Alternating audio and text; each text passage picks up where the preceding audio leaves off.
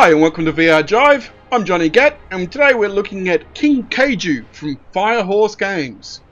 Kaiju is Japanese for strange beast and includes other legends like King Kong and Godzilla. King Kaiju starts you off in your very own cozy little egg where you can choose from one of 4 levels and also customize all your graphic settings. The customizations include anti-aliasing and super sampling. Unlike other games, King Kaiju gives you a companion window that shows you a view from an external helicopter. As you can see here, the helicopter's flying around me, filming live and basically giving the spectators a view of what it would be like to watch this monster in action. You do have the option to swap to player view, but this is definitely a lot more entertaining. I picked up King Kaiju off the Steam store for about $5. It gives you about an hour and a half to 2 hours worth of gameplay, but definitely has some replayability. King Kaiju is definitely going to be a huge hit with the kids, but even I, as an adult, got a huge kick out of picking up cars and ice cream trucks and throwing them around the city. There's also an online ladder system which basically allows you to compete to be the world's best Kaiju. I recorded this video using the MSI Aegis TI and I was able to set super sampling at 1.6 and anti-aliasing at 4 times. Anything higher than that increased our asynchronous reprojection and decreased the graphics quality. As you can see by our frame timing data, the GPU is definitely doing most of the work. But we are still getting a little bit of asynchronous reprojection, although it was not enough to really hinder gameplay. When I first saw these results, I was a little bit concerned at how well this would run on lower end systems, so I installed it on our MSI GE62 VR, which has a GTX 1060 GPU. On the GE62 VR, we ended up changing our graphics settings to 1 time super sampling and 0 times anti-aliasing with shadows turned off. That gave us very similar performance to our Aegis TI system.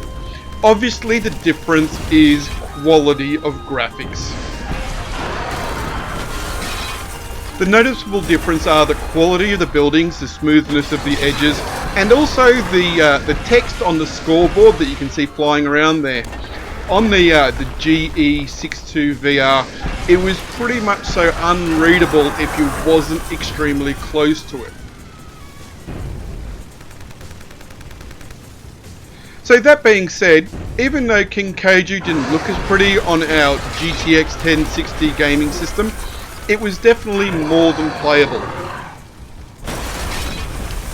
So King Kaiju is definitely more than playable on lower end systems like the GTX 1060 and even the RX 480 once we get the asynchronous reprojection drivers. But it does have the ability to scale up so it looks a lot prettier on higher end systems. Things like shadows and super sampling built into the game menu make all the difference for optimizing this game.